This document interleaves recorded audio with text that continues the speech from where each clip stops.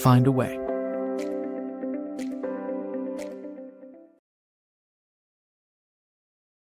Kacey White, welcome. I have been looking forward to this conversation. Thank you. For a while.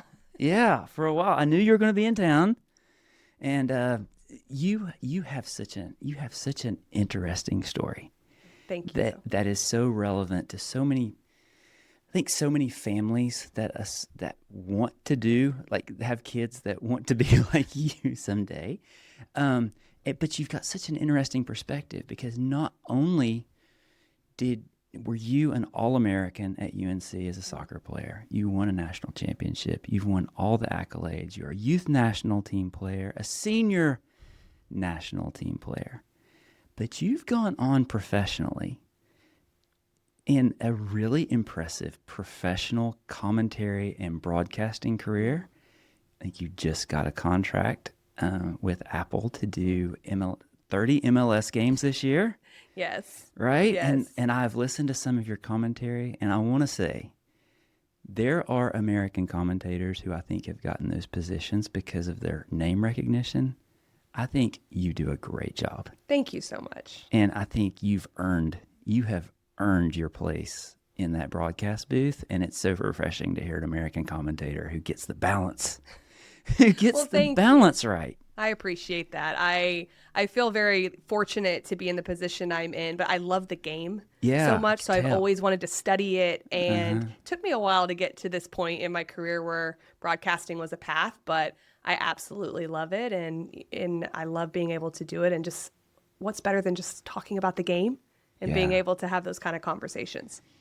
Yeah, I can tell you love the game. And I do. You, as a player, as a broadcaster, and then in the middle, you've had a coaching career in there in the middle. So you've got such a unique perspective, not only on soccer, but on youth sports. And I really want to dig deep into all that and get your insights. But first, I want to hear about your journey as a player. Can you take us back to Colorado, to Kacey White as a young player, and tell us about that? Tell us about that journey. I'd love to. Yeah. It's been a long time ago, but I remember a lot of it. I think I was very blessed in the fact that I was born into a family that was really into sports, between my dad, who played collegiately, played in the indoor professional leagues, then my mom, who was a collegiate athlete as well as a basketball player. Sports was just in our blood, and I had siblings after me that played.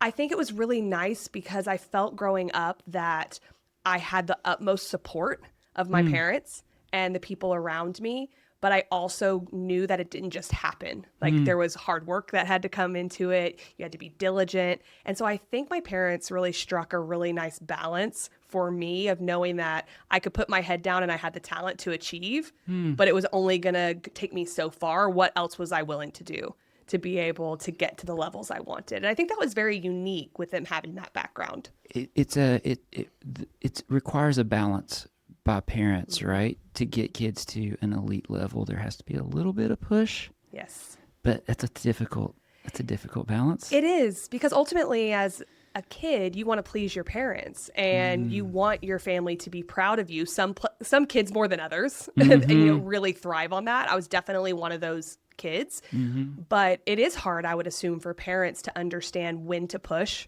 versus when to make sure that you're also driving the bus because that's what you want and what you want to achieve. And I really thought that they did a great job. I'm sure any parent would sit here and say they're never perfect because you're having to balance of when to do what. And each of your children are different. Yeah. But I look back and I feel that gave me such a jump ahead of a lot of other young athletes because I understood that from a young age. Yeah. Do you remember back? So when did you start? Were you just a soccer player? Were you multi-sport? I was multi-sport. So I mostly grew up in Texas, was born in Colorado, spent a lot of time in Texas. And from a young age, I played soccer, basketball, t-ball, softball. I picked up volleyball a little bit later when I was 10, 11, 12. So I always was involved in multiple sports, did running, things like that. Did you get pressure? Do you remember? Did you get pressure to specialize? I didn't. No pressure. I think for me, I just love sports in general.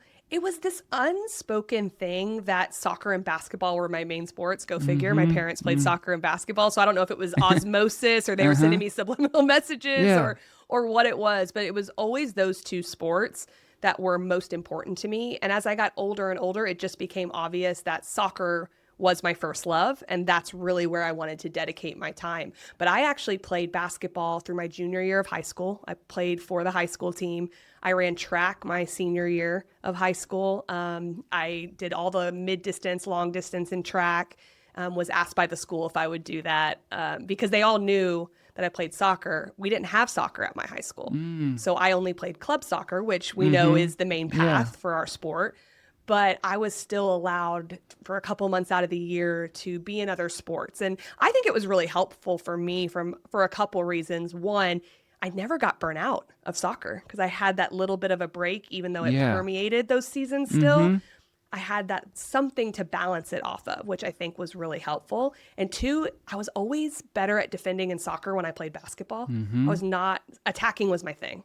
And I wasn't the most brave defender in the youth years, but when I would play basketball, it enhanced that side of my game because I was really good defensively on the basketball court. So I think there were some positives to the fact that I was able to spread my wings a little bit from a sport perspective. Yeah, there seems to be growing more and more research about how much healthier it is long term for an athlete to play multiple sports, and they peak later. The research seems to be that they peak a little bit later at whatever sport they choose, but they end up being better at the sport that they do choose. It's so complicated because the evolution of the player, the coach, everything, we all know more than we did 5 years ago, 10 years ago, 15 years ago. But is that always better? It's hard, but players are specializing younger and they're getting the technique at a younger age, which I think is helpful in a lot of ways, and it grows the game. But it's always interesting to think about, is there more burnout? Is there not? What kind of types of physical attributes are they maybe missing because it's one type of sport with one type of movement? So how do you supplement that? So I do think it's really interesting, that whole conversation around playing multiple sports versus specializing a little bit younger. Yeah.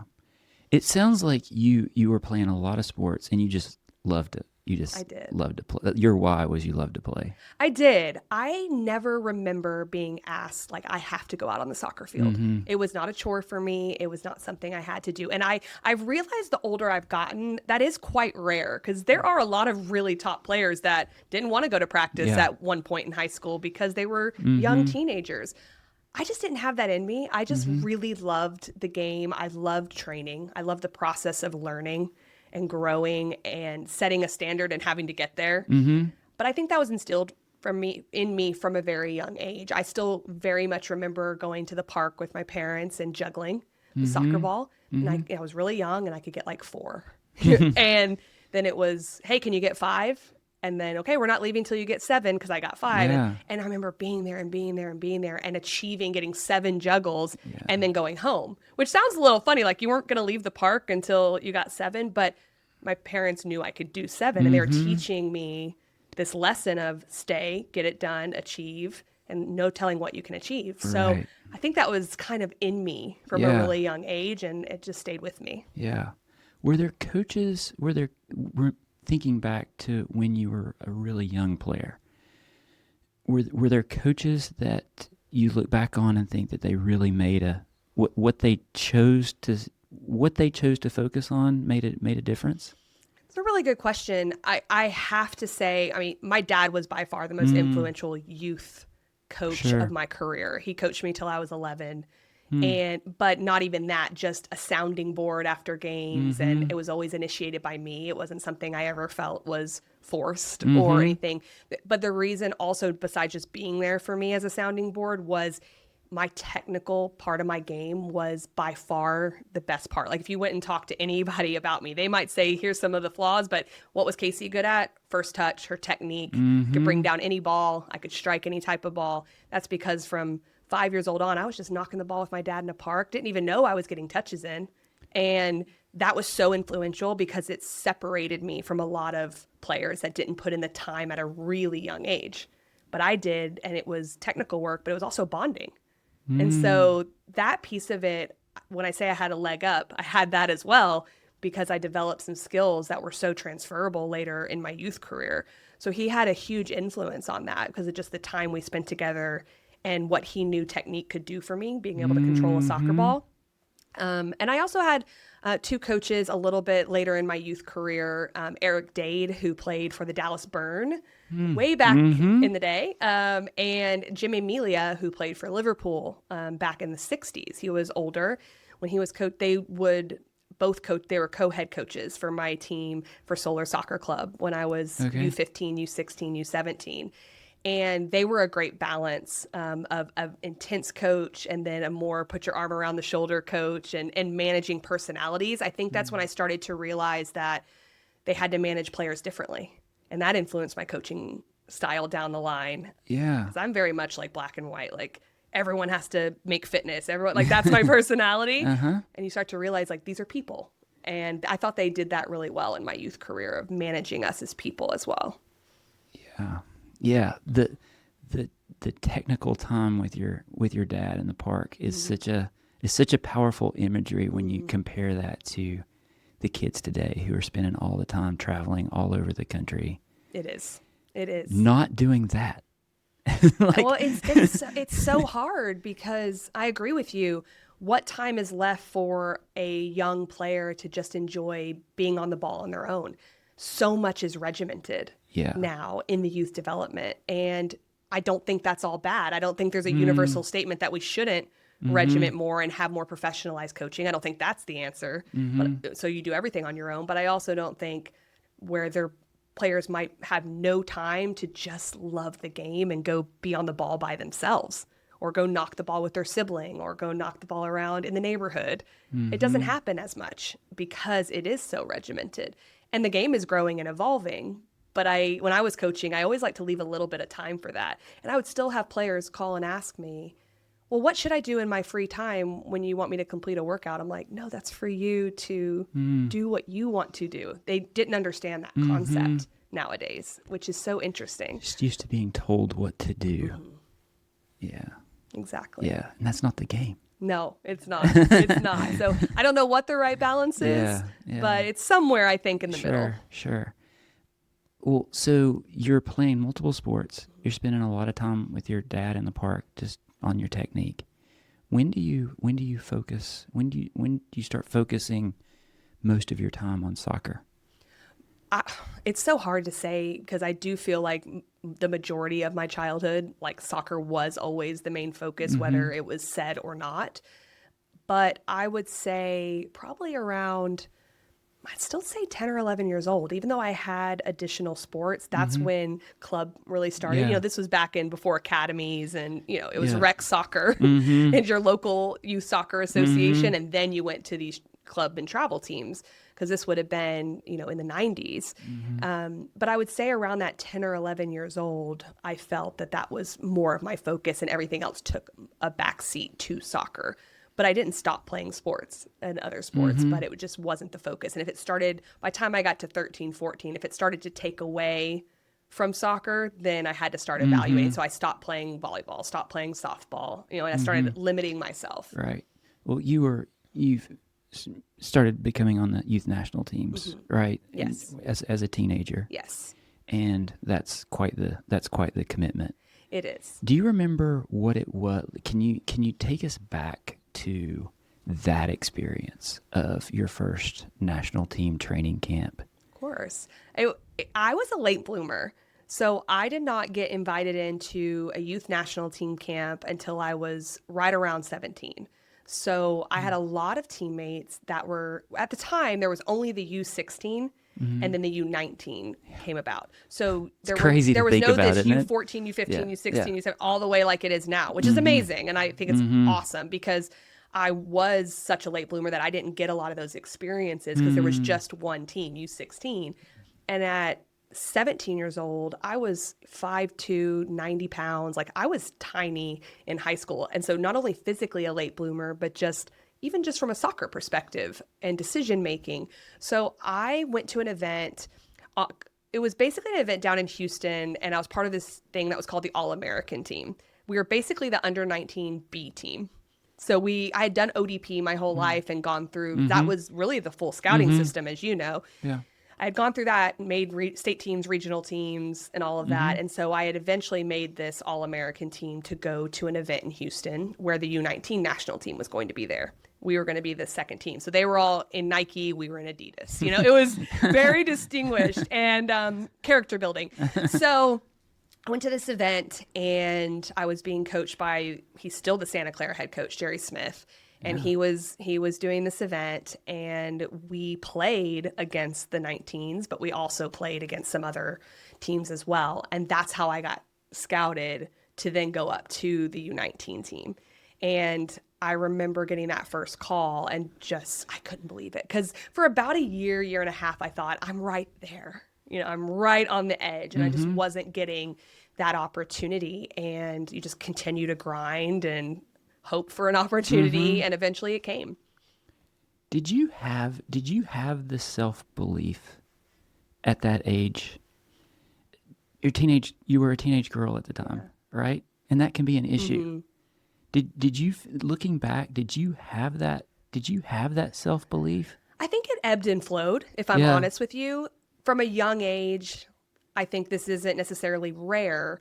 I had these hopes and dreams. I want to be on the national team. At the time, I want to go to the University of North Carolina because I watched the Dynasty tapes of Mia Hamm and Christine Lilly and Tisha Venturini and all the best players, they go to UNC. So I had those dreams as a young girl. But then I think you get to about 13, 14, 15, and you start to be smarter, and you start to go, there's a lot of girls in the country. Everyone wants to do this. Maybe that percentage is too low of a percentage for me to be a part of it. And so I think there's that natural questioning of, okay, I logically know this is really difficult. It's not just a dream now that I can't put context to. So there were a couple years where I think I wasn't sure, but I knew that was my ultimate goal. But was I good enough? I didn't overly struggle with not thinking that it could happen. I just think instead of struggling with that, I just said, let me put my head down and work and let's see what happens. And I think having good family around me that believed in me, but also kept me grounded, kept me distracted from too much lack of self-belief. Because I was told I was too small. I mean, I had college coaches telling me that when I was a high schooler, you're too small, you're going to get beat up in college, you're going to, yes, you're good on the ball, but that really impacted my self-belief at times. And so I had to block out the noise a little bit. And then you get these call-ins and your belief goes up a little bit. But you have to balance that because you don't want it to just be because you're validated from an outside source. You want to have that yourself inside. And so I think it was just a constant battle there. What do you think, looking back, what do you think your superpower was? Because to make it at that level, being undersized, I think it's a more physical game back then, right? It was very physical. Well, if you are undersized, you have to have something that you show up on that stage with that you truly believe in. What was it for you? Everything came back to I knew I could control any ball. Yeah. Any ball given to me. And throughout my whole career. But especially at that age, it separates you even more. Because obviously the higher you go, the separation is smaller of top players. But I knew if you crushed a ball at me at my throat, I knew how to read it, back up, bring it down so tight that a defender would freeze. Like that was what I was really good at. First touch and my vision. I think what happened in my youth career that I started to layer onto the technique once I had that repetition down was most youth teams would take the biggest, baddest defender and go mark her out of the game. So they're following me everywhere. They're crushing me. And I was small. And I wasn't very combative as a youth player. I didn't like it. I didn't like that. It didn't take me out of my game, but I did not initiate contact. Yeah. I was pretty tough. I could take it, but I didn't like it. And what I started to realize was, well, then I'm quick. I have to be smarter of how I move to find open space. So then it started to layer my technique with how do I see the game? How do I provide separation for myself so I take that physicality piece out of the equation? And being a smaller player, and even though I got bigger and I grew a little bit and I got stronger, I still wasn't a big player and was never going to be. So that helped with the separation, I think, as I went. So I have a tactical brain, so I think about that first. But I do think one quality I'm really proud of, and I think it's gone through my whole life, is I'm very resilient. And so I can take some hits and mentally, physically, and I go, okay, that hurt, and I live it, but then I go again. And I think that that quality helped me maximize myself, because I wasn't the most talented player in the world. There were players that were more talented than me. It's not the most talented players that make it, is it? It is the most resilient. It is.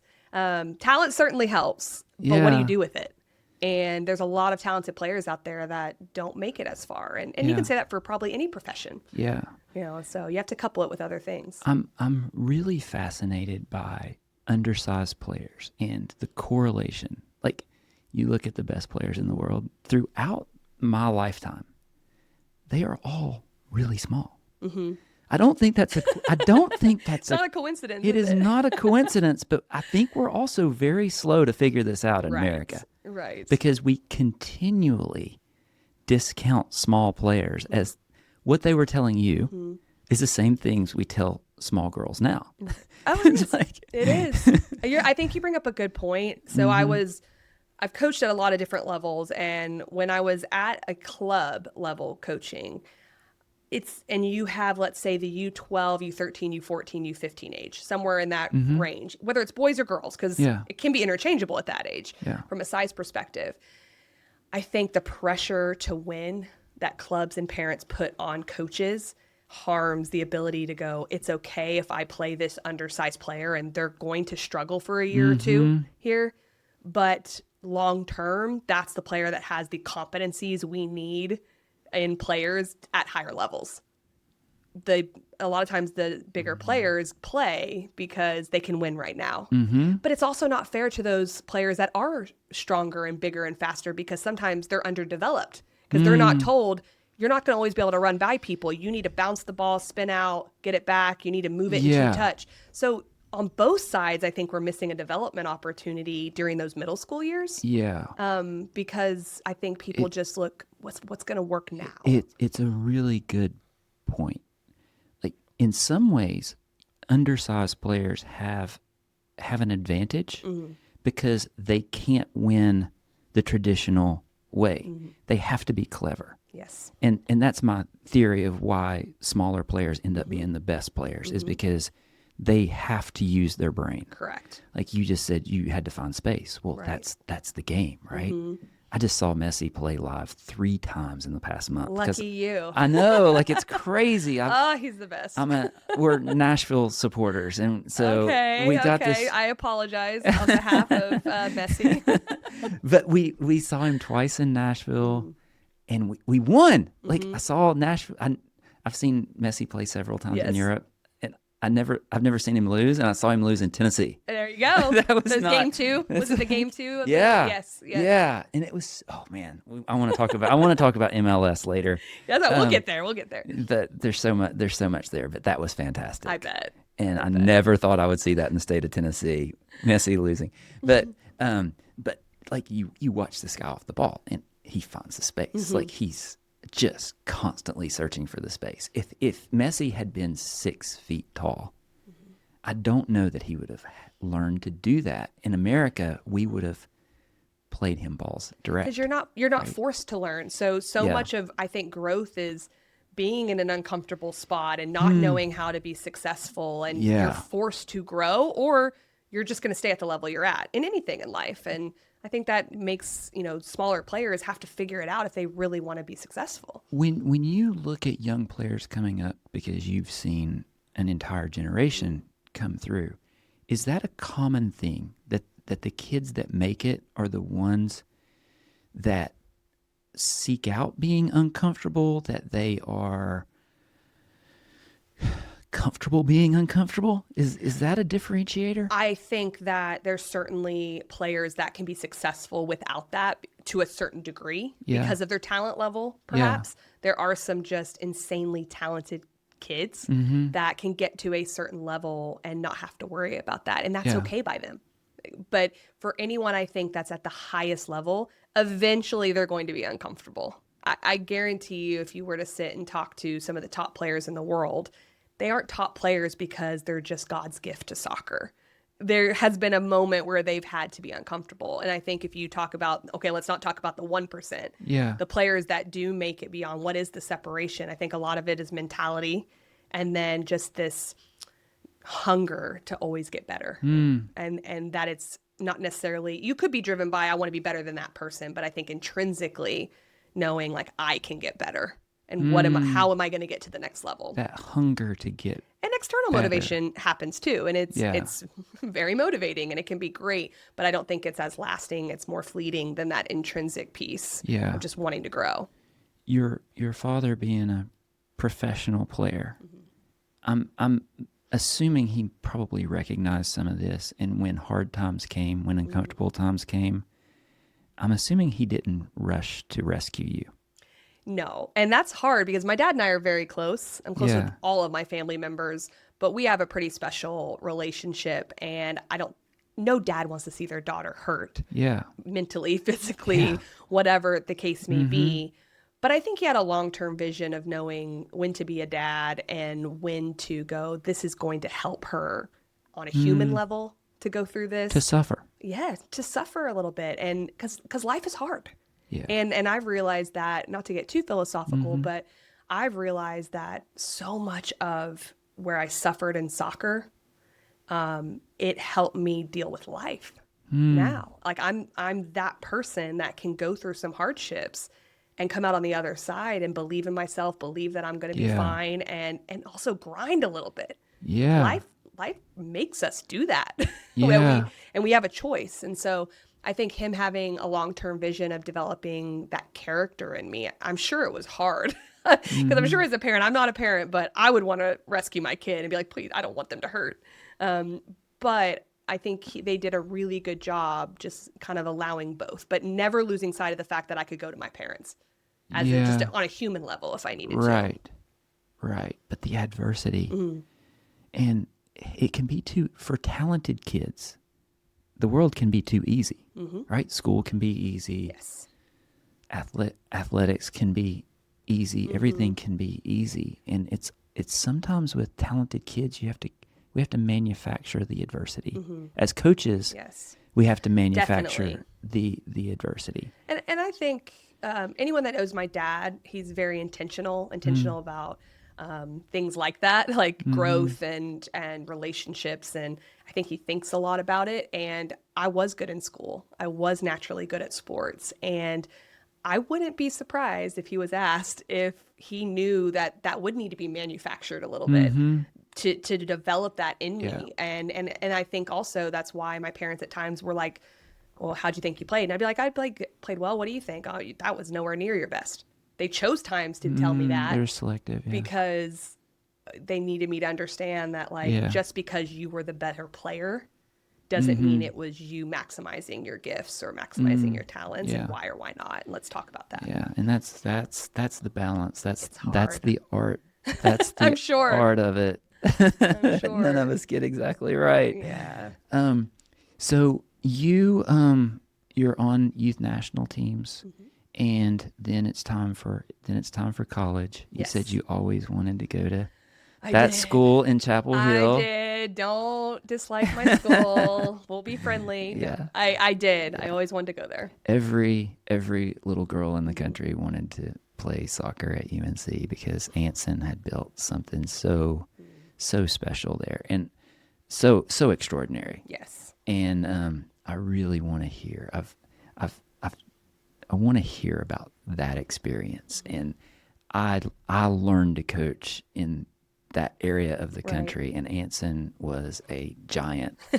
He was just a larger than life figure in women's soccer. He still is, but then especially. And the first team that I coached, I was coaching in graduate school, and I coached a youth team. And his daughter Natalie was on the team. Yeah. Oh my gosh! It was a small world. It was a U12 team. Okay. And I look at the roster. This is like my first club team.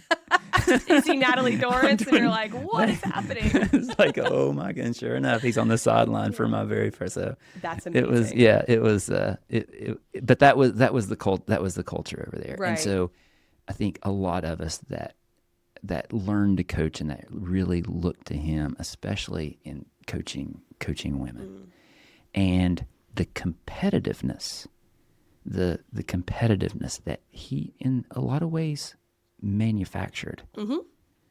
Can you tell me about what that culture was like? I would love to. I love speaking about my college experience. It was so formative for me. And I'll rewind back just a little bit before addressing that exact question. When I was deciding where I was going to go to school, because I had other options that I was looking at with North Carolina, as much as I knew in my heart that's where I wanted to go, I went through the process. I really looked at everything. And a big determining factor of why I went there was because I felt it wasn't a guarantee of playing time. He actually told me, I don't know if you'll even play to your sophomore year. I believe in you, but you've got to develop. I mean, he was so brutally honest. You were around him, so you know this. I knew that if I went to other places, I could have more accolades potentially. And hey, you're going to come in and start right away, and we're going to build this team around you, and X, Y, Z. And it was all great, and they were wonderful programs. I felt like North Carolina was going to get the best out of me, full stop, no matter what that looked like. Whether it was I was not good enough to play at North Carolina, but because of the culture that he put into his program and the competitiveness piece, I love benchmarks. I love having goals. I love competing. And I felt that he was going to get the best out of me. And I was 100% right. And I knew that if I had goals beyond college, that I needed to go somewhere where someone believed in me enough that I had an opportunity, but that I was going to have to work. And so I just felt like it was the perfect fit for me and what I needed in my life at that time, because every part of your career has different seasons and different things that you need. So that was a big part of why I chose to go to North Carolina, was I felt I would be maximized there.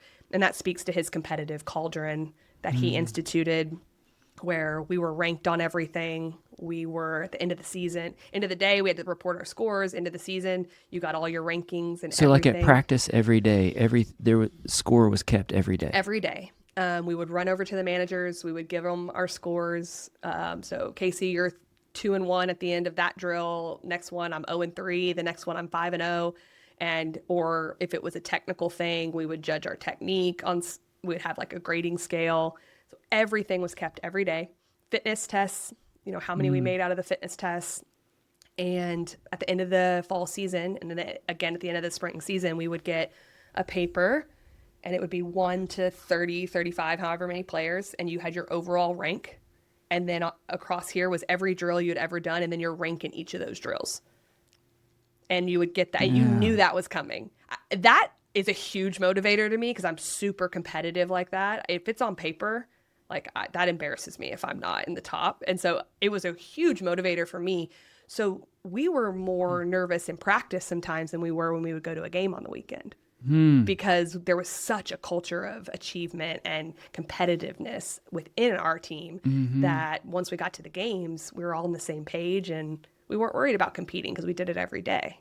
So that was a really nice piece of what he did. Yeah. I see young coaches will do you look at a practice and the intensity level isn't very high. And I'll look at what they're doing, and they're doing something where there's no score. Right. And I say, try keeping score on this game. Huge. And the level always increases. Always. Right? Always. And if you stop keeping score, the level. I took a huge part of that into my own coaching career, to your point. Yeah. And now, did I do it every day no, but you can create your own version of that. And I would have players run into me, finally, what's the score? They didn't know. Okay, that's interesting. Back out. Let's do it again. Next time they come in, okay, win-loss ties and points. How many did you have on the day? I'd pick certain days to do it. Well, one, they'd learn how a table works. If you want to watch English Premier League or MLS or NWSL, 3 points for a win, 1 point for a tie. So education, but also increases the competitiveness. Yeah. I'm assuming not everybody thrived in that environment. You would be assuming right. It's pretty cutthroat. It's self-selecting? Yeah, it's not for everyone's personality. Yeah. And but it was a separator. And I think what ultimately Anson knew was he had figured out over the years what made teams successful. And this more often than not made the collective successful. But there were players that weren't reached in that type of environment, and that didn't suit them. But he never lied that was the environment that he had. So I think a lot of people think they would do well. But every day dealing with looking in the mirror, like every day, I'm good enough, I'm not good enough in this moment, it's hard. It can be extremely difficult. And some people do really well in that and some don't. So that was always interesting to see each year. I had, there's moments in your life, like you have these like photographic memories of certain parts of your life where you really learn something about life or yourself.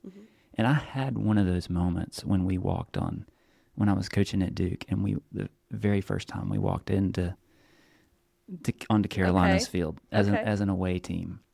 And I will never forget the feeling that I had.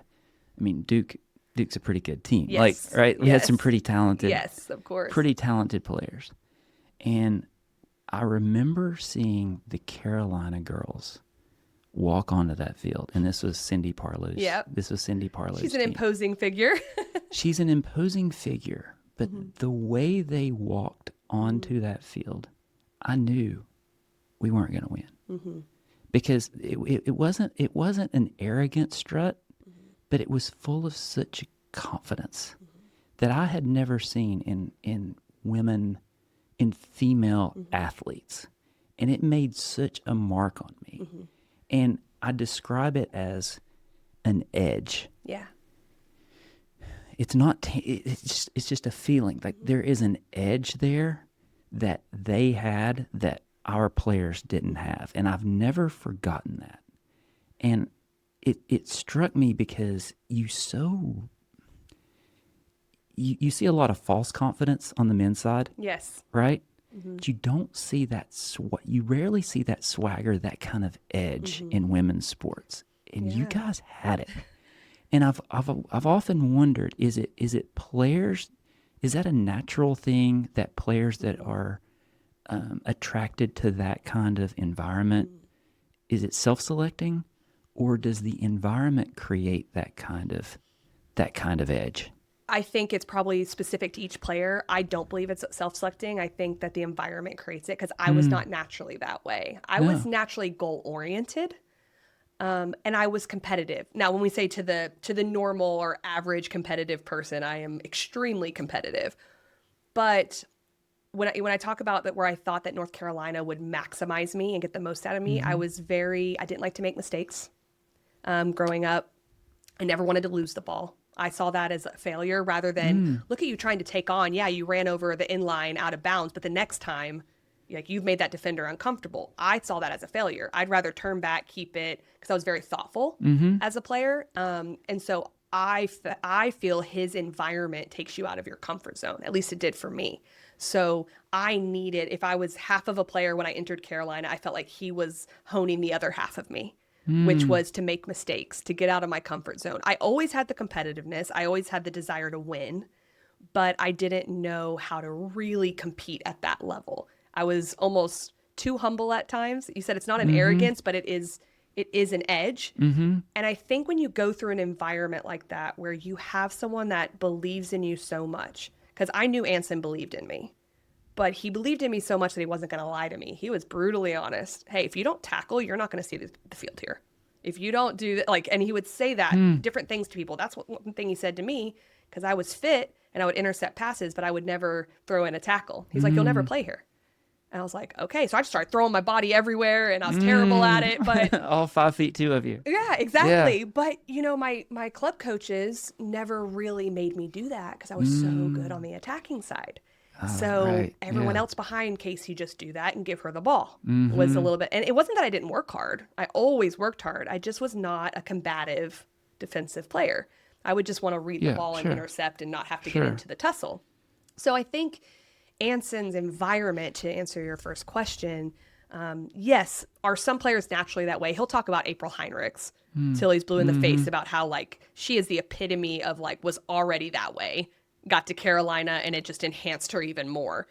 But I think that there's players like me that I had it in me, But if I hadn't gone there, I don't know if it would have unlocked a side of my game that helped me go to the next level. So that's why I say it was so formative. I still to this day, when I see Anson, I look up to Anson, even though, it's more of now we're friends / colleagues / I don't know, old coach. But I still have that feeling of he really added to me as a human being and as a player. And you describe that as competitiveness, just that. Yes, and also performing under pressure. I truly believe peer pressure as far as giving a speech in front of people I don't know versus giving a speech in front of 30 of my colleagues, more daunting to me to do it in front of my colleagues. And I think a lot of people might feel that way because you care what they think to a degree. I think that type of pressure of performing in front of your teammates, being accountable in front of your teammates, it became cool to be a high achieving person in that environment. It was good to be that way. It wasn't cool to say, I don't really care. That wasn't the environment. And so it just brings something out in you that you become mentally tough. You are a little edgy and you want to win. I mean, I remember my roommate yelling at me and me yelling at her because we disagreed on whether the ball went out of bounds in a 5v2. That's not necessarily normal, but we were so competitive and it mattered. Everything mattered we did. That is the edge that I saw first, that I saw firsthand. Right. That mentality. And so I also don't want to make generalizations about women's players and women and men, because everybody is unique and there's Absolutely. a spectrum. But as I've coached boys and girls, it's almost impossible not to acknowledge some differences. And I wonder, I've often wondered about those young players with that edge, with that competitiveness. On the boys' side, those guys become the team captain. That's where all the boys want to follow that guy, that alpha personality, right? They're the leader of the pack. That guy doesn't have a hard time making friends. No. Everybody, all the guys want to be his friend. What I've observed on the women's side is different. And oftentimes that girl with that competitive edge, it's harder socially. And I see adults kind of like, whether it's parents on the sideline, referees, other coaches, I see this repeatedly coaching the women's game, that their wings are constantly being clipped. Can you talk about that dynamic? Is that something that I think there's an innate sense of social belonging with women, and I do think men have it too. Like you said, you can't make these universal statements or something that's across the board for everyone, but I do think that we see throughout youth sports, throughout college sports, and it gets a little bit easier as you get older because people are more self-assured. But sometimes you need, if you are one of those female leaders, you need the protection of your coach. You need the protection of other leaders with you, to where it becomes, that's okay that she's that way.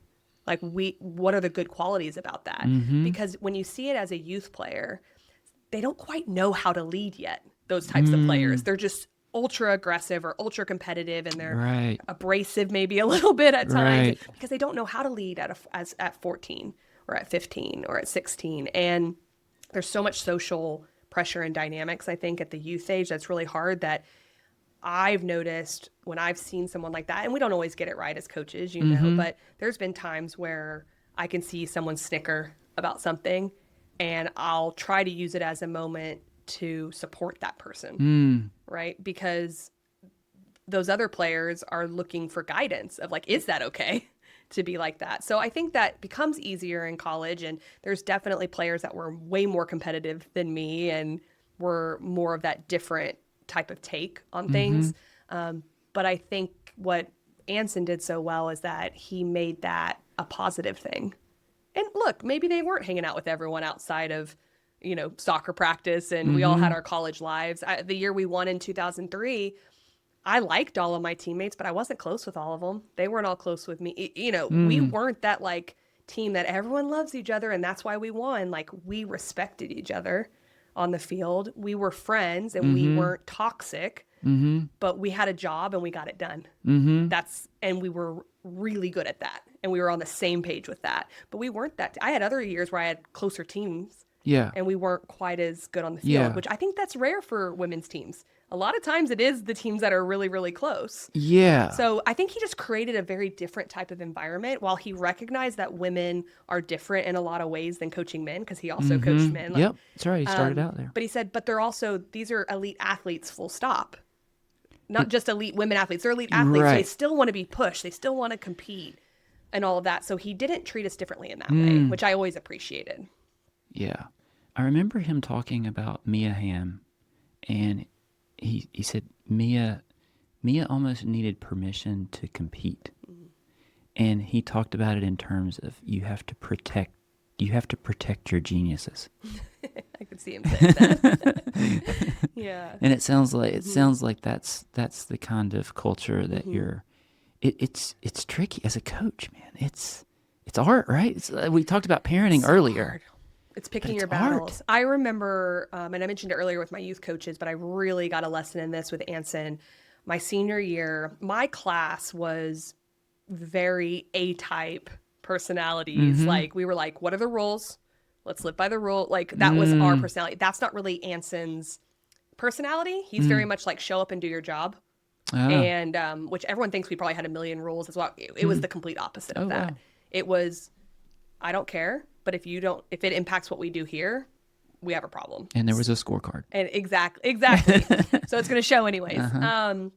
But my senior year, we had a lot of our leadership was very by the book type of personalities, and the year below us was not. They were a much more free spirited group and come into training and maybe the wrong shirt, and like we were annoyed by that as the senior, And I remember he had this long leash with long rope with one of our juniors, and we just couldn't understand it. We were like, but you have to pass fitness, you have to do this, you have to, like, we had standards, but he had this long rope with her.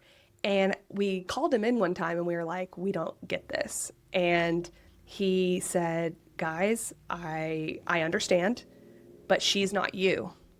Like, I have to lead in a different way with her and I have to pick my battles with her. And is her not wearing the right color one day, is that affecting the team? And we were like, no. But is she passing fitness? Is she doing everything she needs to do on the field? Does she help us win? And we were like, yeah. And he was like, okay, she's just different than you guys, but she's a teammate. And we were so like by the book and so black and white. I remember that so vividly because it was the first time I started thinking, okay, everyone needs a little something different, like parenting. You know, your kids are different. And that how do you set standards but still reach everyone? And so you can be a very strong collective. And that's what you talk about, the art of coaching. It's so incredibly difficult because there's no answer to that. I don't think. You just do the best you can with people management and figuring it out. And Anson would say, like, he didn't get it right every time, but that's what he was trying to do. Yeah.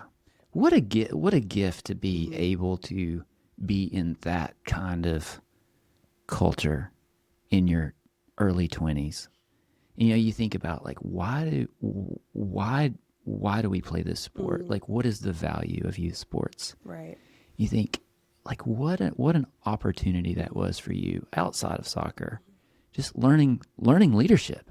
Oh, it's so valuable. Yeah. I feel incredibly lucky, and the longer I live, the more I realize how impactful that time of my life was. Because I'm definitely one of those people, and I think if you ask people about me, like, I don't go, oh my gosh, I played at North Carolina, like, how cool am I? Like, that was just my life at the time, and I just inserted myself into it. But I look back and I go, wow, that was rare to be able to experience that type of leadership under that immense pressure, to have success, to have failure, and to take that into adult life. Like, how formative that was for me. I feel incredibly lucky because I was never comfortable there. Never. Even my senior year, and that might sound bad. Like, well, why would you want to go and not be comfortable? I loved North Carolina. Like, I had so many great memories, but I was never comfortable, but I kind of liked it. My senior year, my back was hurt, And they finally said, Kacey, we're not going to train you during the week, but you're going to play on the weekends. And I was like, no. Because everyone's going to think that I'm milking it. Like, I don't want that. And they're like, you've had 3 years of proving that like you will do everything it takes to be successful here. So we just want to maintain you and make sure you don't get hurt. And I still wasn't comfortable. I was like, no. And I was a senior. I played 90 minutes every game for the previous 2.5 years, and then 90 minutes and I still felt uncomfortable. I think because I had such a respect for the program as well, but also I just always felt that there could be someone to take my place, and I was going to have to continue to work. And that's definitely a part of my personality to this day that has come from that time. But I'm thankful for that. Yeah. No. I don't often get complacent, and I think that's a big part of it. Mm-hmm. And to have that in your 20s, and to be surrounded by people of a similar ambition level who push you and you can't get comfortable is such a rare gift. It is. Yeah, it's a yeah. So you play 4 years at Carolina. You have numerous accolades. You win another national championship for them, and then you are also transitioning into the senior national team. And this is the glory years of U.S. women's soccer, right? What was that like putting on that jersey? Oh, amazing. I had a few events with the under 21s during college, which was really nice, and I enjoyed that, and playing for some great coaches. But when I came out of North Carolina, there was no domestic league. It was between the WUSA and the WPS. So I had to go overseas, and I wasn't quite on the senior national team yet, but I had some teammates that were. So I had to figure out how to fill that gap and not have a void in my development. So I went overseas, and within 6 months, I got my first call up. Where did you play? In Sweden. Oh, wow. Played for a team called Bellinga, which was about 30 minutes outside of Stockholm. And then my second year, I played for AIK, which is in Stockholm. Amazing experience. I loved, talk about seasons for everything, like just completely different from North Carolina, but I kind of needed it. Like it was wonderful. And I had a good first part of my season, and Greg Ryan called me in. He was the head coach at the time. And I was already on the radar, but I just hadn't gotten that first call up, and it was amazing. And after my first camp, I made my first roster, which was in South Korea at a tournament called the Peace Queens Cup, and I got my first cap, which was my first start as well. And I played 90 minutes in my first ever game. And I remember being in the tunnel with one of my best friends, Lori Klubney, and she had been on the national team for a couple years, went to Carolina with me. And we were right next to each other in the tunnel to walk out. And I had like tears in my eyes. And she's like, get it together. Like, she knew how much it meant to me to be there. And so it was amazing. I don't remember a lot of my games because I was just like, you're trying to survive. You're trying to make teams. But that game I remember, and I remember the national anthem and just everything. So it was a very wonderful moment for me of just realization of like a childhood dream that I had had for so many years. Wow, I'm sure the emotion of it, and there's also got to be some self-doubt creep in that. Oh, definitely. That tunnel, right? Oh, definitely. I definitely am a thinker, and so I look back and I think, oh man, you could have enjoyed that a little more, or not put so much pressure on yourself. But I think there's probably so much of us as we get older that you look back, and if you knew then what you know now, you do things a little differently. Yeah. No regrets, but just thinking I could have been a little kinder to myself and enjoyed the moment more. But I was so laser focused on just trying to make it and be there that I think I didn't do that at times. But at the same time, wonderful memories, great travels, good games, being with my friends. It was unbelievable. Was there I think whether it's business or sports or anywhere where you try to achieve something and you try to get better, you're often in these situations where you feel like the stage is a little bit bigger than the stage you're walking onto. You're not ready for it. Yes. And you have to fake it. Like you have to fake that you are ready for it.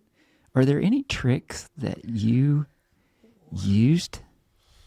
Even in your broadcasting career, I'm sure you've had that too, early on in my right? broadcasting career, for sure. I think for me, it's always been about reminding myself of what my strengths are. Hmm. Because I was always told that advice of what separates people at the highest level isn't their weaknesses, it's their strengths, because you have to have a special quality to be at the highest level of anything. Like there's a Yeah. reason you're there. And I was a bit more of a consistent player, but I always knew my special quality was my technique and my work rate. I could always be fit, could always work, and I knew that I was one of the most technical players out there. Now, whether it worked, whether it was good decision making, that's one thing at that level. So I tried to remind myself of my strengths, and I always just tried to outwork someone. That was probably my fallback, was be fit, outwork people every day. And I think that's why sometimes I probably didn't just like have fun sometimes, because I was so laser focused on I've got to outwork these people. Yeah. There's an element of faking it until you make it. But there's also, I'm a firm believer that confidence is a product of competence. Correct. And it's very difficult to have confidence without competence. And like, that's the hard part. Right? It's that grinding. It's that grinding in the park. It goes back to trying to get that 7th juggle. Exactly. Right? Exactly. And that 10th juggle, and all the little things that made you technical is the competence that you rely on when you walk onto a U.S. national team. Yeah, I agree with that. I think the reason I was able to get to the level I got to was because of all the grinding in the shadows that no one saw. The suffering. And yes, the suffering and doing what other people weren't willing to do, like going out early mornings. And I put in a lot of work that no one ever knew about. And so I think the confidence was there, and that's why I got to that point. I do think self-doubt creeps in at times, especially when you go into a team like the national team that you've revered for so long. And, I've got Bryce Curry like stretching next to me, and I'm like, what is happening? And Christine Lilly was still playing, and she was competing in the same spot as I was. I'm like, well, this is tough. So I think naturally the sense of belonging is hard to find. When you get to that level, and that can be difficult. So I think I questioned more than I probably should have of like, where's my role? But I also think, I didn't get a lot of minutes all the time. Like 90-minute games, that was rare. When you're coming into a national team, you might get 15 minutes. And what you do in 15 minutes could get you 18 the next game and 20. And I think I struggled with that. If I take a hard look in the mirror, I was definitely a 90-minute type of player. Like if you watched me across 90, you understood my value more than as a super sub. But that's not their fault. Like I needed to figure out how to catch that attention to get to become a 45 to a 90-minute player. And I don't know if I ever quite figured that out, and that's why I didn't have more longevity. I was there with them for 4 years, which was great. And it was a great run, but I think I would have had more longevity if I could have figured out how to earn that earlier, if that makes sense. And then, because then confidence builds outside of the confidence. Then it's, I've done it. Now I've got a body of work at this level that makes me confident. That's what happened at Carolina. That's what happened in my pro teams. The national team, it happened on and off, I would say. Yeah, it's just such a uniquely challenge, and there's a lot of luck involved. Being healthy, being at the right place at the right time. Absolutely. Yeah. So, I was listening to you do the commentary on the Duke Carolina game at Duke. This fall. That was a challenge. No, I'm just kidding. I'm kidding. And you do it. I've said this before. You do a really good. Thank you. You do a really good job. I'm watching that game, and I'm watching the quality of the game, and in the back of my mind, I'm thinking, is this better? Is this better than the quality of the soccer back 20 years ago? And so I went back, and it's really hard to find. It's really hard to find games. Yes. From when you played, but I did find some. I did find some footage. All right. And I watched, and I kind of was thinking, man, I don't know that the game has. I don't know that the quality of these players is really that much better than the quality of you guys back in the day. So I watched. Okay. I'm still not convinced. Okay. I love that. I'm curious, but yeah. But I really value your insight into this because.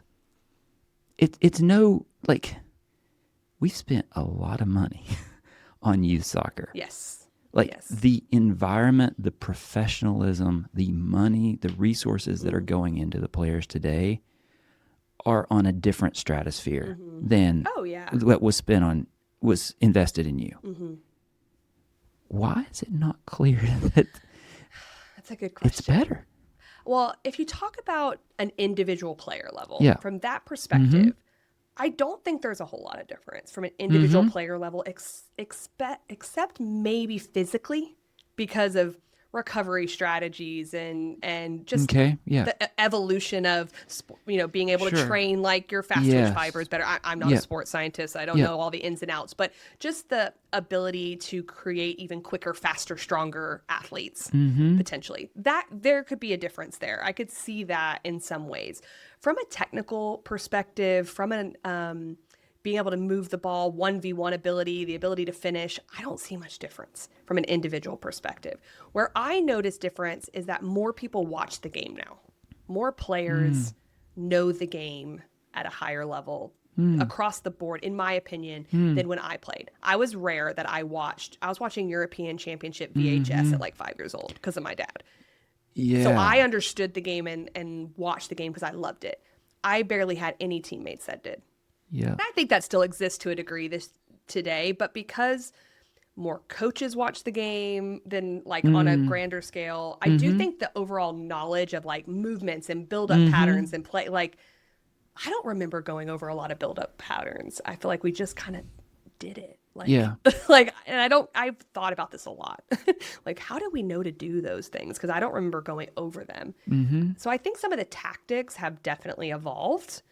But I don't know if like a player for player level, like if you took the top players and they were playing today, like, and they had the physical capabilities to play in the game, I think that you would see vast majority being successful. Yeah. But I do think the game is very fast. Yeah. But it's faster, better. That's like the thing I go back to is like, I don't know. So Yeah. it's interesting.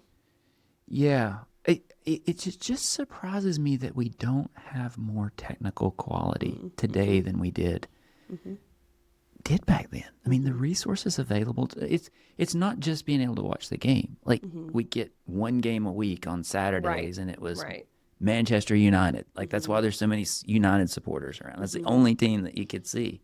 Now it's everywhere. It's not just that. It is the vast amounts of money that are spent on kids in Texas now that were not spent on you. And it could so I understand what you're saying too, to a degree, I think is like, okay, there could be improvement, but is there as much improvement as there's more money invested into the ability to help these players? So I get that. With all this money that we're spending, like you would think it would be very apparent. I know. And then I look back and I asked you, like, what was your superpower? And it wasn't driving around on charter buses all over the country playing games. It was working on your technique in the park with your dad. Yep. And that's the thing. There's no substitute for time and repetition. And when I say, like, did I have some structured time with my dad where he would actually just train me? Yes. But there was lots of times where we were 10 yards apart, just clipping balls, talking about my school day. Yeah. Or 30 yards apart, crushing balls as I got older and bringing it down and trying to bring it down in this spot. But we were playing like horseshoes, like joking around. But I didn't realize how much technique I was gaining there's a purpose by doing that. Yeah. And it was just kind of, it felt like it happened, but it didn't. It was time. Yeah. And there's no replacement for that. So you start that at 15. Like, you're not going to replace the 10 years I had prior to that. No, that window under 10 is a magical period that you can't get back. Exactly. It's so important. Exactly. Meanwhile, the Europeans on the women's side are making these dramatic strides. Like you watch the Spanish women and the French women, and the technical ability and the progress that they have made in the past 10 years is just mind-blowing, right? It is. The Spanish team is fantastic. They are. Like, what are they doing? Well, there's finally investment in the women's game, and I think we have to talk about that first. Is we were the first real country to have massive investment into the women's game, and it still was later, but we were having investment when other countries weren't. And opportunity, not just investment, correct. just opportunity. To play, opportunity to grow, and we got a very big leg up on the rest of the world from the female side. But what we are seeing now is now with that investment and opportunity coming and different styles of play that mimic more of the European men's game in some ways, these women's teams in these countries are growing at a rapid rate. And now investment comes with that, where now there's the Women's Super League in England and La Liga in Spain and all these different leagues that now not only are their top players the best, but now they have an infrastructure of development that they haven't had. And so the difference in us and them is like so incredibly close. And I believe we're still growing and we're still getting better, but ours is like smaller changes where these other countries have shot up, in the last 10 years or so. Do you see things that they're doing in that environment that we're not doing? They just train differently in a lot of ways. I remember the Japanese teams coming over, and they've always been good. Japan's been good for a while, but coming over and their youth teams, U14, U15, U16, we did joint camps when I was a youth national team coach with our U14s, U15s, U16s, and just the way they train with like how they train movement. So they train young players of how to think and how to move, not just control of the ball. And that was very eye-opening to me of we tell players where to move. We don't train them to learn how to move and how to find space and how to occupy space. And it's hard. I mean, I look at myself and say, I wasn't training players how to do that. So I think the culture of watching the game helps all of those countries, especially in Europe. But they value the ball even more. And a lot of them don't have as athletic of capabilities as the Americans do.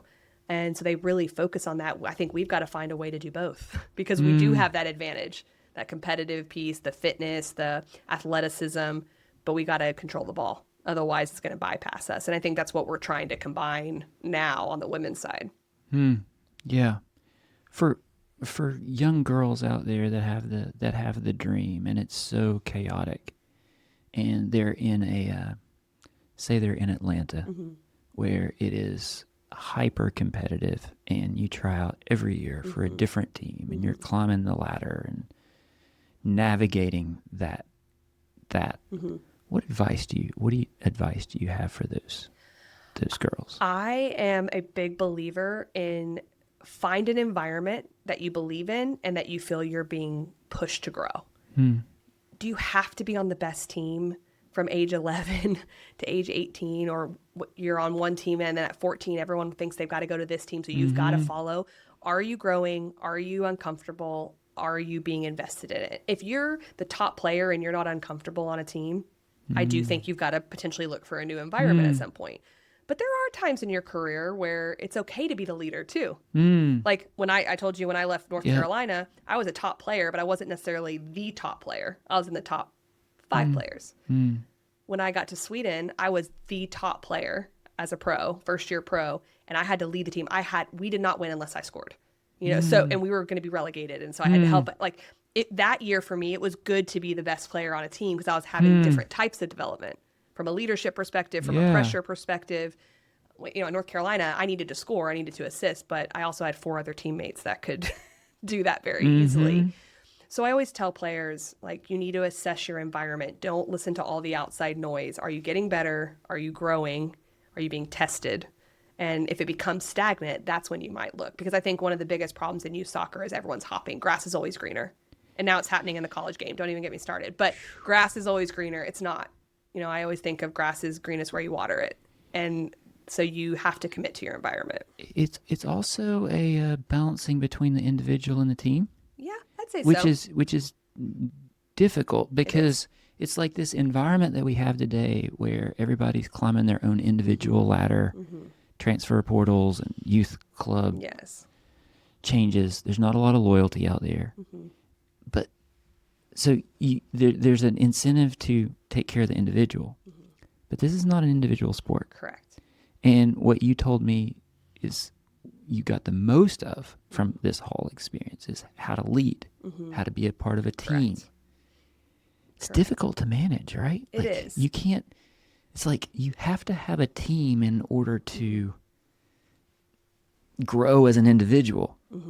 Absolutely. I mean, your environment's everything, your coach, your team, all of that. I think that for me, my youth in my youth world, I was never on the top team in Dallas, which is where I was most of my youth career. I was always in the top 3, which was great for me in my youth career because I was one of the better players on my team, but every weekend was a tough game and it was a grind and I had to really get after it. When I went to college, I was obviously in a top 5 program, but we didn't win every year.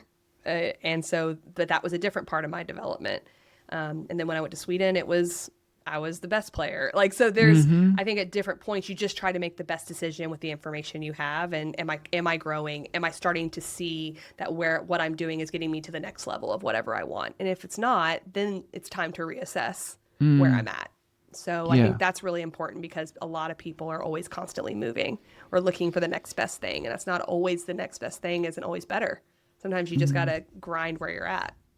And be a part of that. Be a part of that team. Exactly. Yeah. It's really, I think it's really, really tough. It is. For families to navigate. It's very hard because you get this sense of you're missing out. I don't blame parents. I don't it's kind of scary because there's so much chatter of this is where you got to be. This coach is better. This is this. And really is it that much of a difference in your kid's development? Maybe, maybe not. And if you decide it is, then that might be the time to move. But I just think the movement in the youth game, I'm just stay in an environment. When you start to get 16, 17, a little older, I get it. There's some different things you have to consider. But when you're younger, it's just, I hope they still love the sport at 16 or 17. Yeah. And it's a team sport. Part of the magic is being part of a team. Exactly. Right? For a 13-year-old, it's not about individual accomplishments. Right. It's about being a part of a team. Exactly. And I think sometimes we forget, the adults sometimes forget that. But it's tricky, man. I hear all the time, I feel like I'm being left behind. This fear of being left behind is a real thing. It's like this monster chasing these people, and it's it's not. Yeah, it's a little much. Yeah, it's hard. It's tough. Yeah. So your playing career ends like everybody's ends. And do you remember taking the boots off for the last time and thinking, who am I? I didn't know my last game was going to be my last game. I had it up to here with the league that I was in here in the States in the WPS, and it had many great qualities, but my last year was very trying. And so I was going to go back to Sweden, and I had decided I'm going to play one more year because I wasn't going to get back into the national team. That writing was kind of on the wall. And I'm just going to go back to Sweden. I had a great time there. Let's finish off my career on this positive note. And so I signed to go back to AIK, which is a club in Stockholm. And in the off season, I got offered a coaching job at the University of Oklahoma. And my heart completely changed. And I said, I don't want to play anymore. And I called my club and I said, look, I'm not going to another club. I just have decided I'm going to retire. And they were great. I had great relationships with them. And they were like, oh, no problem. You're not going anywhere else. I mean, you're under contract with us, so I couldn't go anywhere else, but I didn't want to. And I just felt a change in my heart. I think if I look back, a lot of what I really wanted to achieve, I had already achieved. And I saw it as kind of the end of the road with the national team. If I had thought I would maybe get back into the national team, I may have played a little longer because I was still starting on every team I was on. I was a captain the year before in the league. So I wasn't not able to play, but my heart wasn't in it anymore. I think I just grinded for so long that I just was like, I think I'm done. And I'm so grateful that I had that feeling because a lot of people struggle with taking the boots off and either being forced into it because of an injury or forced into it because you're not at the level anymore. And I never had to deal with that. I missed the team. I missed the girls, the locker room, but I never regretted it. To this day, I've never once regretted when I finished. And that's actually such a gift. Yeah. Because we all deal with not being players anymore. I was able to minimize it a little bit because I felt like I had the ultimate control and a peace about my decision, which was really important to me. Yeah. Yeah. And the confidence to take those skills and do something, redefine yourself into something new. And so you did that through coaching. I did. How long were you? I coached from 2012 until about 6 months ago. So even through my broadcasting the last 6 years, I still coached for a vast majority of it, knowing that I wanted to eventually get out of coaching completely, but I was building a new career. And so I stayed in it for a while, and then I finally finished in May, actually, of this year. It was just part-time at that point, but I was in full-time coaching through about 2022 and crossed over a little bit with the broadcasting. Yeah. So.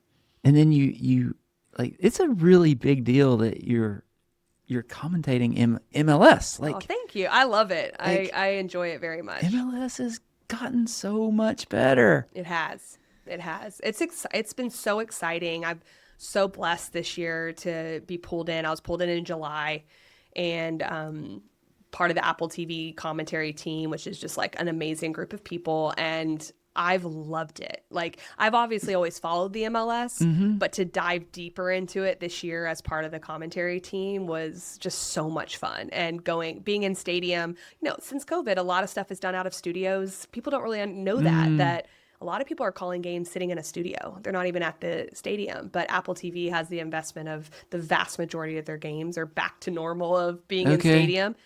So much fun. So and being an American too, and an American sports fan, like being able to go to Soldier Field or Gillette Stadium, where we've also watched American football games and all of that has been really cool. So it's been a fun experience. The league just gets better it gets better every year. It's like, it's just it's really cool. I never thought I would see the quality of, the quality that we're seeing right now in MLS. It's not the Premier League, obviously, right? But of course, it's some high quality football. It really is. The coaching quality and just the conversations that we have leading up to games with the coaches and talking tactics with them. Then you see the players. Obviously, we know about what Inter Miami's done with Messi and Rodrigo de Paul and Busquets and Jordi Alba, but Son coming over, Mueller coming over, like these big names. But I'm not even talking about that. Like, the next set of players and then the next set of players, like just how much better the overall quality has gotten, not only from an individual player level, but the ability to adapt to higher level concepts, the coaches, it's been really nice to see, especially being someone that I watched it from childhood to now. What surprise, can you take us into the world of the broadcasting, because that is such like a what do you want to know? It's like a black box. Like, we see you guys on game and hear you on game day, but like, what goes into the preparation? Can you walk me through like the preparation for a match? Like, what does that week look like? So let's say we have a match on a Saturday, we travel on a Friday. So I kind of work it back. Basically, the whole lead up is you're prepping the team. So what I mean by that is I've got documents of every player, number, where they're from, stats, anything I want on that actual player. And my broadcast partner, the play-by-play, is definitely the person that needs to know more numbers and things, because that's more of their role. I'm more of the why. Why is what we're watching happening, and how is it happening? But you have to prep both teams and all the individual players, which takes quite a bit of time. And I watch numerous games. I usually try to watch the previous few games from each team to see contextually what they've been doing. Like, what was their last game like? Was it normal for them? Like, or did they play a different system? Was it an off game? Was it one of their best games? Because if you just come in and think, oh, they won 4-1, that's how they've been playing all year, you don't actually know the context. You can't give as much of an in-depth analysis, obviously, in your game on the weekend. So watching games, prepping all of the boards of the teams, and then we interview the coaches each week. So prepping to interview the coach, how they're feeling about the last result, what's going on, what's coming into this game, what do they see from it? Because that can kind of give me my topics of what to maybe expect. And then I usually do a lot of work on how I think the matchup might go. So if I get all this information and they haven't really told me too many thoughts, I just know they play in this system and they play in this system, where could things go wrong for each team? Where could things go right? And I kind of prepare my brain analytically. So if I do see it, I'm ready for it. And if I don't see it, well, why is it not happening? And it can give me some more in-depth discussion topics in a game. So I have that coaching background, which is somewhat unique. There's obviously other coaches that have broadcasts, but most of the time it's ex-players. And I'm an ex-player and an ex-coach. So I tend to go a little more tactical, like some of the other broadcasters do. And so I lean a lot into watching the games and being prepared tactically to talk about things. That deep insight. And that's what I like. I mean, that's just, and I've learned in broadcasting, you need to be genuine to who you are. And if that's who you are, talk about it. And you're not going to please everybody. In media, you're never going to please everyone. Yeah. So you lean into what you're most passionate about and what you think the viewer will enjoy. And that's how I kind of prep for it. So, and then Friday is travel, and then we go call the game. So it's a lot of prep work for 2 hours of time. Yeah. Yeah. So. Who you mentioned the viewer. Who is the viewer?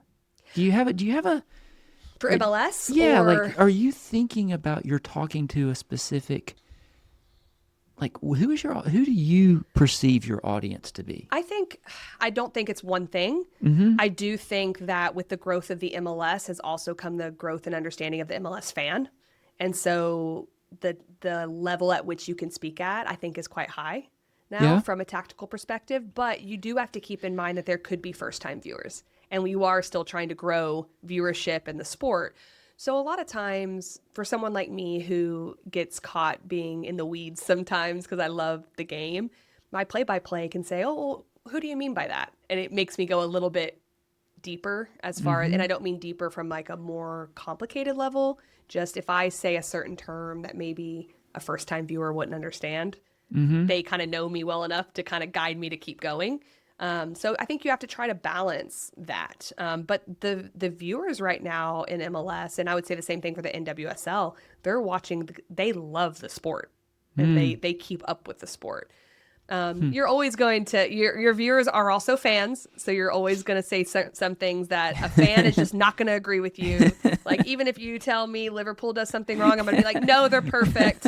And that's just how it is. But it's not my job to reach that. That's just fandom, and that's awesome. That's what makes the sport so great. But I try to balance between, really educating new viewers, but also just being there for the sophisticated viewer too, that understands the game really well. Yeah. The commentary, British commentary and American commentary are so different. Very, very. So different. Do you think that's part of a different perception of where the audience is? I get the impression sometimes from American commentators is it's almost like they feel too much responsibility to educate the audience, and it comes across sometimes as disrespectful. I think the overall thought process in American commentating is that is part of our job. And that's what we're communicated to, that we need to do at times. I tend to try, we don't always get it right, but I tend to just try to talk about what I'm seeing. Yeah. And not like, and this is what is happening on a corner kick. There's a difference in speaking down to an audience or just educating by what you say, and they can pick up on context clues. But I do think there's a lot more speaking in the American commentary world than in the British. They let the game breathe a little bit more than American commentators do, and just let it kind of take care of itself. But I think we're not quite there yet. And the viewer, I don't think, is quite there yet unless you watch other leagues, which a lot, I know you do, I do. Yeah. It does feel different. Yeah. Yeah, it's interesting, and I think it's American culture as well as we're really afraid of silence over here. Yes. Oh my gosh. I was at after we went to the Nashville game on Saturday night, and then we went to the Titans game on Sunday. And I was at the Titans game, and I was like, it's like this whole stadium is afraid of silence. Like every timeout, every moment was just filled with noise and nonsense. Yes. And you go to England, and the game is enough. Well, that's the entertainment. Yes, the game is the entertainment, and I don't, definitely as an American culture, we're not there in all sports at all. I think soccer's getting more where people really are there for the game. But think about, and I love baseball, and I really like American football. I love basketball. But baseball is like an event.